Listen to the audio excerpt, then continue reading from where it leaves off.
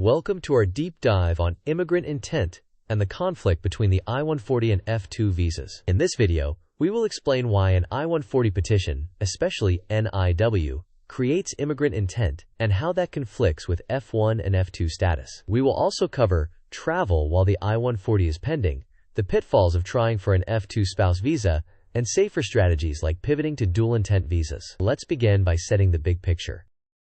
First, here is the big picture. Filing an I-140 is a formal signal of immigrant intent. Meanwhile, F-1 and F-2 depend on the applicant having no intention to immigrate. This clash often leads to denials, especially for F-2 dependents. Next, we will outline the agenda so you know exactly what we will cover. Here is the agenda. We will start with the concept of immigrant intent and the legal presumption under Section 214B. Then we will explore why an I-140 conflicts with F-2. After that, we will discuss travel and marriage considerations while an I-140 is pending. We will analyze the F-2 visa trap and then present safer alternatives such as dual intent categories and timing strategies. Finally, we will summarize key takeaways and address common questions. To begin, all non-immigrant applicants face a presumption of immigrant intent under INA 214B. They must prove strong ties to their home country to overcome this presumption. Filing an I-140, including under NIW, establishes objective evidence of immigrant intent. F-1 and F-2 classifications require non-immigrant intent, which directly conflicts with an I-140 on record.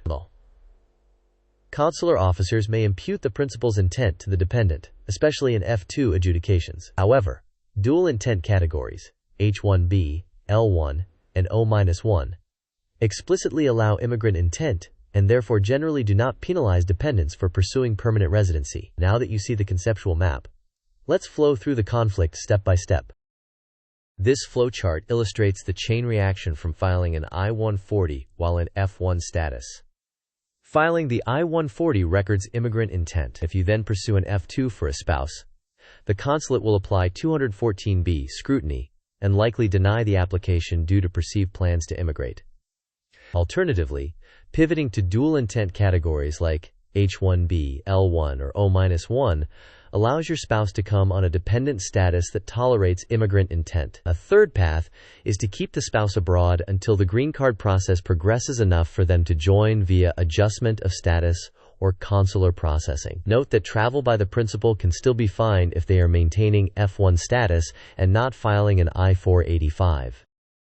Next, let's simplify the NIW. A National Interest Waiver allows qualified individuals to self-petition for an immigrant visa category based on work that advances the U.S. national interest. Approval places formal immigrant intent on the record. Since F-1 and F-2 demand non-immigrant intent, this creates a legal tension that typically manifests as F-2 denials under Section 214B. With this foundation, let's talk about traveling and marriage while an I-140 is pending.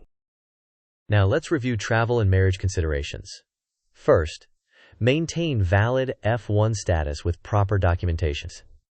Second, do not file an I-485 if you need to re-enter on F-1. Adjustment of status contradicts F-1's non-immigrant intent at the border. Third, keep proof of ongoing academic or research activity. Generally, travel does not endanger a pending or even approved I-140. However, the high-risk point is the spouse's F-2 application after marriage. If you plan to marry abroad, coordinate a realistic strategy for your spouse's entry before you travel. Next, let's test your understanding with a quick quiz. Quiz time.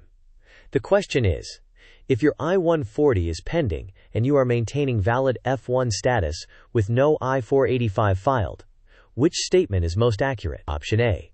International travel will automatically cancel your I-140. Option B. Travel is generally fine. The bigger risk is your spouse's F-2 visa interview. Option C. You cannot re-enter the U.S. on F-1 after filing I-140. Option D. Marriage abroad will automatically deny your spouse's future immigrant visa. You may pause the video now to think about the answer. We will discuss the answer in the next section of the video. The correct answer is that travel is generally fine.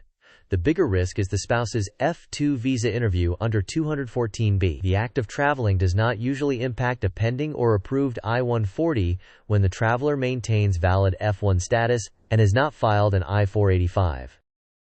Now, the F-2 trap.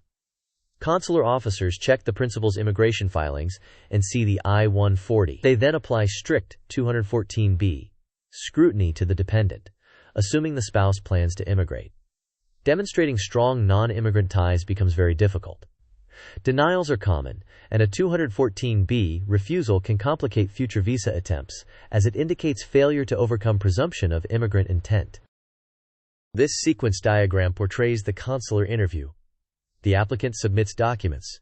The officer reviews the principal's records and finds an I-140. The officer flags immigrant intent risk, evaluates home ties and return plans under 214B, and typically refuses the visa. Rarely, if the applicant proves unusually strong credible ties that outweigh the immigrant intent inference, the officer may issue the visa. Here is a table comparing visa categories and their relationship to immigrant intent. Strict non-immigrant categories such as F and J require proving non-immigrant intent and do not allow dual intent. Dual intent categories like H-1B, L-1, and O-1 permit immigrant intent without penalizing the applicant or dependents. Immigrant processes like I-140 with adjustment of status or consular processing lead to permanent residency and derivative immigrant status for spouses. Let's compare F-2 and H-4. On the F-2 side, the visa requires strict non-immigrant intent and faces high denial risk once an I-140 exists. The F-2 spouse typically cannot work.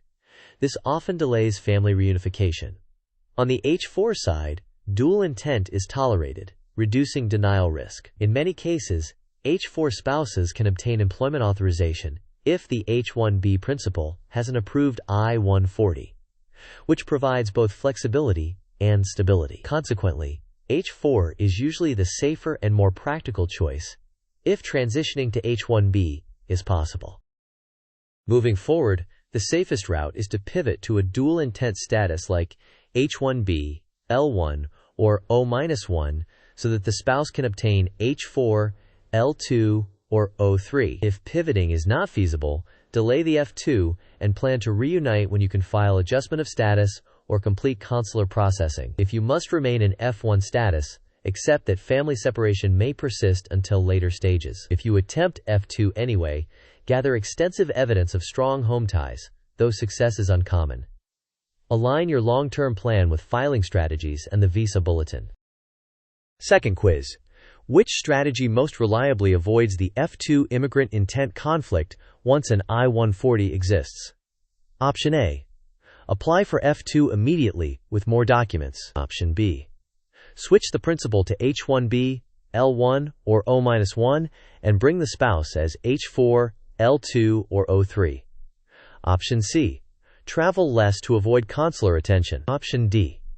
Ask the consulate to ignore the I-140 because it is NIW. You may pause the video now to think about the answer. We will discuss the answer in the next section. The correct answer is to switch the principal to a dual intent category like H-1B, L-1, or O-1 and bring the spouse on H-4, L-2, or O-3. Dual intent prevents the immigrant intent conflict that typically undermines F-2 applications after an I-140 is filed or approved. Before we conclude, here is a critical disclaimer. This content is for educational purposes only and is not legal advice. Immigration outcomes depend on individual facts, consular practices, country conditions, and timing. You should consult a qualified immigration attorney to obtain advice tailored to your circumstances. Here are the key takeaways. First, an I-140 establishes immigrant intent. Second, F-2 applications after an I-140 face a high risk of denial under Section 214B. Third, travel by the principal is typically safe if maintaining F-1 status and not filing I-485. Fourth, dual intent categories create safer options for dependents. Finally, if a pivot is not possible, delaying the F-2 and reuniting later via adjustment or consular processing is typically more realistic. To summarize, Learn how 214B operates and why an I-140 conflicts with F-2. Plan your spouse's strategy before travel or marriage abroad, where possible. Pivot to dual intent classifications to minimize risk. If not, delay and reunite later through the immigrant process. Finally, consult an immigration attorney for personalized planning. As we close, we invite you to support the channel and join the conversation. Thank you for watching. If this video helped you clarify your strategy, please like, share, and subscribe. We would love to hear whether you plan to pivot, delay, or wait. Share your thoughts in the comments.